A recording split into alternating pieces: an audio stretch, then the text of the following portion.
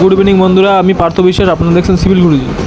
তো কাজ কমপ্লিট করতে লেটই হয়ে গেছিলো, মোটামুটি 8টার সময় আমি মার্কেটে গেলাম। তো আমার কিন্তু ধ্যানই ছিল না যে আজকে গণপতি বাপ্পার বিসর্জন। তো যাচ্ছিলাম তখনই দেখলাম যে গণপতি বাপ্পার বিসর্জন হচ্ছে। যদি আগে জানতাম তাহলে কিন্তু আজকে কাজ ছুটি করে ঘুরতে যেতাম। তো দেখেন এখানে ছোট্ট করে একটা গণপতি বাবাকে নিয়ে যাচ্ছে, তবুও কিন্তু ব্যাঙ পার্টি বাজছে। আর আমি যখন দেখলাম যে গণপতি বাপ্পার বিসর্জন হচ্ছে তখন কিন্তু খুব আফসোস করেছি মনে মনে। কারণ কি বলেন তো, কারণ আমি আগেই প্ল্যানিং করেছিলাম 3 বন্ধুকে নিয়ে যে গণপতি বাপ্পার বিসর্জনের দিন ছুটি করবো প্লাস ঘুরতে যাব। তো সেটা হলো না, আর আমিও মুম্বাইয়ের গণপতি বাপ্পার বিসর্জন আপনাদের দেখাতে পারলাম না। এর জন্য কিন্তু আমিও খুব দুঃখিত।